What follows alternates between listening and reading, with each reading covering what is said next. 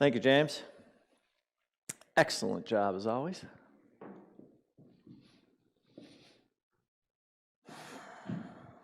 So I saw the sign in this coffee shop, and it said, "How does Moses prepare his coffee?" He brews it. Dun-dun-dun. Yeah, it took me a minute. I had to slow down for that one to kind of figure it out, too. Anyways, the name of today's talk has to do with this idea of never knowing. You just never know. The power of surrender. And I want to share with you a little bit of my surrender story today because it's got a very interesting punchline at the very end of the story that I want to share with you. So, I actually remember like it happened yesterday. I was driving in the car. If I was to guess, I would say I was probably 16 or 17 years old. And I had been attending Unity for that time for a little bit of time, and I felt like this veil had been lifted from my eyes, like I could finally see what was going on. I could finally feel it. And I finally was starting to understand what Reverend Gene Sorensen at that time was talking about when he talked about this idea of how Unity had a much different interpretation from traditional Christianity regarding hell, sin, or the devil. It was like a breath of fresh air. It was like, oh my God, thank you for this amazing message. In a few short months, my entire belief system was changed at the core. Everything had changed. You see, I had spent my formative years in very fundamental Christianity. That's where I came from. That was my background. Back then, I loved it. I honestly did. I loved Jesus. I loved his teachings. I loved the Bible. I love God, all of it. To me, it was amazing. And I really, really loved that time that I spent doing that. But as I started to reach the age of reason, what I noticed was that I was struggling. There was something inside of me said, Mike, there was something more, and I couldn't figure it out. I couldn't put my finger on it, but I just knew that my soul was telling me, hey, there's something more for you. Pay attention. Pay attention to what's going on. And then it was on that fateful night that my mom came home and I asked her where she was. And she said, well, I started to attend a class at this new place called Unity. You should join me. Go figure. And from the moment I heard Reverend Gene start to talk, I knew at that point in time that my entire world was about to change. In a very short amount of time, I dove in. I mean, I was completely in. I was taking classes. I was doing Sunday services. I volunteered. I just simply couldn't get enough. Now, let me not get ahead of myself. I want to go back to when I was sitting in the car, right? Because that's where we started. So I was listening to Gene, and Gene was talking about Jesus, and I don't remember exactly what he was saying about Jesus, but it was all of a sudden this thing hit me like a ton of bricks.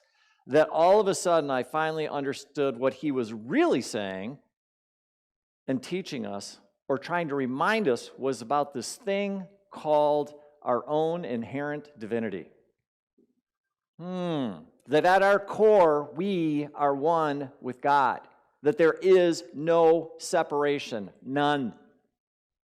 It was funny, it was running through my being, and I kept hearing it, and I'm not kidding you, it felt like I just got hooked up to a 220 line. And I remember sitting there in the car, and I was going, yes, yes, yes, and I'm just driving down the road, and it was like so powerful for me. It was so real for me. It was incredible. I finally got it. I finally understood it. I finally realized what Jesus was talking about when he said in John 8:24, he said, except ye believe that I am he, ye shall die in your sins. Boy, doesn't that sound like fun, right? Now, when I was a fundamentalist, I used to believe that if I didn't believe in Jesus, I would die and go to hell, right? That's what fundamentalists believe. Thank God, and I mean that literally, Unity has a little bit of a different take on it. And thank God for the metaphysical Bible, because it allows me to understand it on an entirely different level. So metaphysically speaking, when you break it down, Jesus Christ represents the I am, our indwelling Christ that we all have, by the way, folks. That wasn't exclusive to Jesus, right? Sin is considered error thinking. It's an old archery term, meaning you missed the mark. That's what it means. Spiritually, therefore, it means forgetting our oneness with God. forgetting our oneness with God. Therefore, metaphysically speaking, what that entire interpretation is telling you is that what Jesus is saying is that we are to believe in our own indwelling Christ. Or spiritually, we die because we have forgotten our oneness with God. We have forgotten our oneness with God. Well, then that's pretty simple, right? All we got to do is go around and what? Remember that we're one with God. Sounds simple, right? Doesn't that sound simple? Okay, I'll just walk around and think I'm one with God. But then there's this whole thing called life that shows up, and we get busy, and we go going down the road, and right? But I think about that message, and I think about all the messages that Unity has taught me and millions of others. We are one with God. What an amazing thing to be able to stand up and share with people. It's the same thing that the Fillmore shared and so many people in the Unity movement have shared. It's such an amazing, amazing message. In his book, Discover the Power Within, Eric Butterworth says, when talking about Jesus, he says, we've been misled by the focus on his divinity. We've overlooked the fact that he focused on our divinity, right? Traditional Christianity focuses on his divinity when Jesus was focused on our divinity. Little bit of a difference, just a bit outside, as the old saying goes in Major League. In effect, what Jesus was saying is you can do what I do if you have faith. If you make a decision for Christ, but this is simply a decision to accept your own indwelling Christ. And by accepting your own indwelling Christ, you are accepting that you are one with God. How cool is that? Very cool. Very, very cool, right? This simple message that we are one with God has been my foundational belief since I understood what Jesus and the Fillmores and so many others have been telling us throughout time. I really do believe that one simple thought can change your entire life. I know it has mine. That moment I just described to you happened over 40 years ago. The impact it's had on my life cannot be underestimated, cannot be understated. Having the belief that I am one with God in my personal life has allowed me to do things that some say would never, ever would happen. I've had a spiritual awakening, and I consider to have the relationship I have with God as the most amazing, powerful gift that I've had this entire life. It's been amazing, magical. I've had an opportunity to finally meet my soulmate, and I've got two amazing, beautiful, incredible, powerful daughters. I've had the opportunity to run several businesses, been very, very fortunate. I've had the opportunity to travel a lot of this world, not all of it, but I've seen a lot of this world. You guys have heard many times I've been crazy enough to run close to 50 marathons at this point in time and have run an Ironman as well. And I don't tell you all of that to impress you about Mike, this person. I tell myself that to remind me of what is possible when I don't limit myself to what others have thought about what I can and what I cannot do. And then there's this whole thought about unity. My beloved unity. All this time. And I was thinking about that, and just a few years ago, my entire life once again completely changed. And what happened was I got a call from my buddy in the back there, Charles. Most of you know him. But I don't know if many of you know this, but Charles was actually a mentor of mine. You see, Charles had spent 12 years on the road doing talks and workshops in Unity centers all over the country. And at one point in time, I considered doing the same thing. Charles had known about my 40-year-plus history in Unity, and he also knew about my history in Unity of Grand Rapids. We both shared a passion for speaking and teaching truth principles. We both loved that. So when we sat down, Charles told me that Ada, the church in Ada, was struggling and wondered if I could help. He went on to explain that the person that they took 2 years to try to bring in to lead the church wasn't going to work out, and the church just needed somebody to step in for a minute. Charles. and provide a good unity message and hopefully provide some stability. And I was like, all right, cool. So when he asked if I could help, I was thinking that maybe needed some help on the board. I'd done that before, or maybe come in and do a talk or something like that, but boy, was I wrong. I had no idea what he was about to ask me, none. And after he explained everything, what was going on, he asked me if I'd consider talking to the board president to become the spiritual leader of the church. When he asked me that, I sat there and I shook my head. I almost fell out of my chair. I couldn't believe what he just asked. Blew my mind. What was so crazy to me is that for much of my life, I had seriously thought about becoming a unity minister. I really wanted it. For the majority of the time I was there, I kept asking God, like, is this what I'm supposed to be doing? Is this what I'm meant to be doing? Is this it? Should I be doing this? But as time went on, it just felt like that wasn't happening for me. And I got to the point to where I just really was starting to let that go of that thought. And I thought, yeah, probably not. Maybe not in the cards for Mike. And as I sat there looking at Charles, my mind was just spinning. Could this really be happening? I mean, really? Now? After a whole lifetime of service, everything that I had done and I had let go of. And I was sitting there and I was asking. And as I was sitting there, all of a sudden, it was like time had stood still. And everything seemed to disappear. And it was like Charles faded out, the room faded out, everything faded out. And I was sitting there. And at first I could just barely hear this noise. I was like, what's that? And all of a sudden I could hear it. And it was a giggle. And it was laughter. And it started to get louder and louder and louder. And I remember thinking, well, I'm glad you think this is funny, God, but in case you haven't noticed, I'm a bit confused right now, and I would appreciate some silence. Of course, the laughter continued. And it finally started to calm down, and then finally the silence. And as I was sitting there, I heard the following.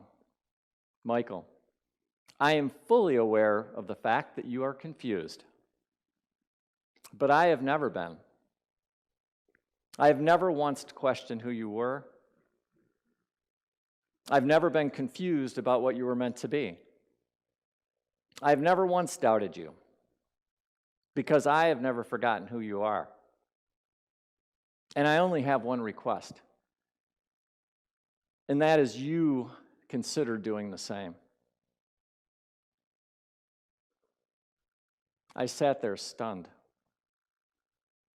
There were no words. I just sat there. Just silence, trying to wrap my mind around what the heck is going on here. What just happened? And then finally there were some thoughts, and I thought about Jesus and his ministry. And I remember a quote from him in John 14:12 where he says, "Verily, truly, I say unto you, whoever believes in me," again, Jesus is the indwelling Christ. "Whoever believes in me will do the works I've been doing, and they will do even greater things than these." Wow. And then I thought about the Fillmores and their ministry. Myrtle came to mind, and I could hear her saying over and over again, "I am a child of God, and therefore I do not inherit sickness." That was the beginning of the unity movement. That one awareness that Myrtle probably said thousands of times over the course of 2 years while she cured tuberculosis and it removed and went away from her body. When I thought about that, I thought all the others that have come before me, all that they've done, all they've given, the lives that they've impacted, and then finally the question just came to me and simply said, "Mike, are you ready?" And I sat there for a moment. And then finally I came back to the room, and Charles looked at me as if to say, "Well, what's your answer?" It's almost 4 years ago that I got that call. Think about that. Since that time, everything that has happened to us as a church family. We've gone through a pandemic, we've sold our building, we bought another building, and now we're coming together as a church family. And today we're going to talk about what our new name is going to be. How cool is that? Those two stories that I just shared with you were two talks that I needed to prepare for the interview process that I was going through for the ministerial program that many of you are aware of. In the field licensing program, what happens is every year we go through this process where they reevaluate us and figure out, okay, where are you based on your path? Because the program itself can last for up to 3 years, and you never know. In fact, the worst thing that you can do is ask them, well, how much longer? It's not a good idea, right? And so over the last couple of weeks, I've been preparing for these interviews again. It's a lot of work because when you walk in there, you have to understand it's not just a matter of they could ask you stuff, metaphysical interpretation. They could ask you stuff about the Bible. They could ask you about the history of unity. They could ask you about what's it like to be the spiritual leader. They could ask you a whole ton of stuff. And so every year, it's kind of like you're ramping up again to take a final in some respects.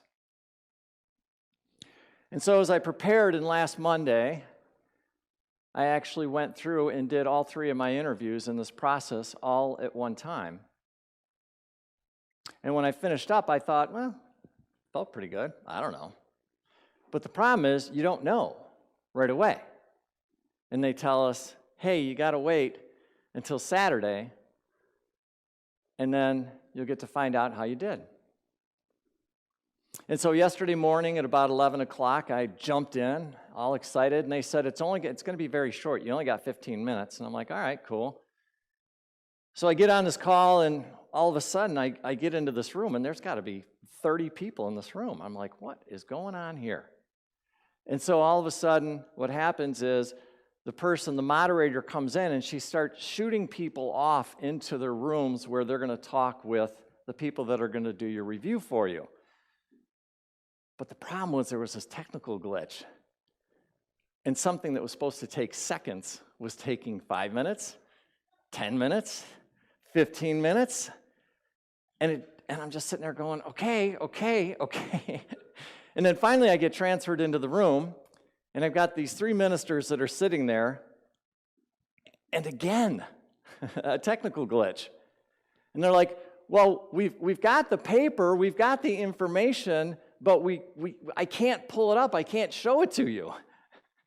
And she's sitting there trying to figure it out, and I'm sitting there trying, and I finally said, if your goal was to build suspense, you get an A+ right now. You get an A+. So I'm sitting there. And finally, the moderator has to come in there, and the moderator says, hey, I just forwarded everybody the document. And so all of a sudden, the document shows up, and I click on it. Now, this document is a 3 to 4 page document, and I'm trying to look through this thing to see, what does it say? What does it say? What does it say?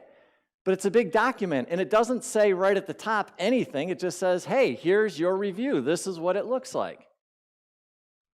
And as I'm scrolling down it, all of a sudden, the person says, Michael, congratulations. You've been approved to be ordained in June. Yeah.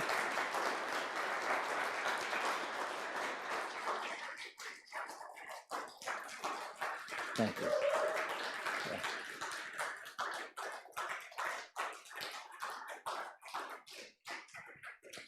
And even now I get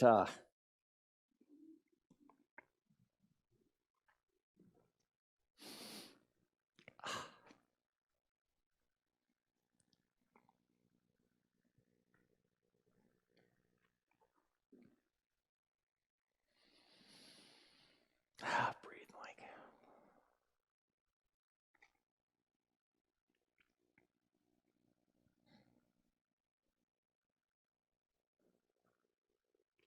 It just means a lot.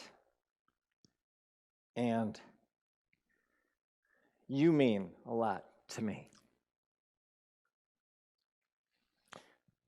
There's so much that this little kid from Detroit, Michigan, never believed he would do. But he had this one thought. And he just kept going back to that one thought. We're one with God. That one simple message, and he wrote it because he believed in it. And the only thing that he wanted to do with all his heart and soul was to share that one message with everybody he could. And the thing that blows my mind is the way that it's happening. The name of the talk was The Power of Surrender, because along the entire road, it was never a straight, easy road. In other words, there was many ups, there was many downs during the whole thing. But yet in the background of it all, what I really believed is that God had a plan. God had an idea, and it was not mine. And there was many, many times I had to surrender to it. Even in the process that we're going through together as a family is incredible. But the thing that is undeniable to me, have you noticed how the energy is changing? Have you noticed for the last couple of weeks that when we come together as a church family, I don't know about you, but I'm noticing the energy is changing, and I've heard that from more than from one person. And I sit back and I look at all of it, and I just sit there and think, wow, it's time. It's time for us to come together as a family and really do what we've talked about doing, which is put this place on the map. Quit making unity the greatest secret in Grand Rapids. Go out there and sing from the rooftops about this oneness within ourselves, within each other. Come together, support each other, and go out there and do this. I mean, really do it. Quit goofing around. And so I wanted to share that with you this morning because, number one, it's because of your thoughts and prayers that I'm just incredibly, incredibly, incredibly grateful for. I mean that. And I will tell you that you've got me. You've got every single ounce of my being to do every single thing that I can to be the spiritual leader of this place. I'm not going to do it perfectly, but I am going to give you 150% of everything that I got to make this thing happen. And I just want you to know that, how incredibly grateful and how incredibly blessed I am to be doing this with you, every single one of you, because it doesn't happen without you. Just remember that. So, thank you to each and every one of you. I mean that from the bottom of my heart. I am so incredibly grateful. It's been a crazy, crazy journey. It's just mind-blowing to me.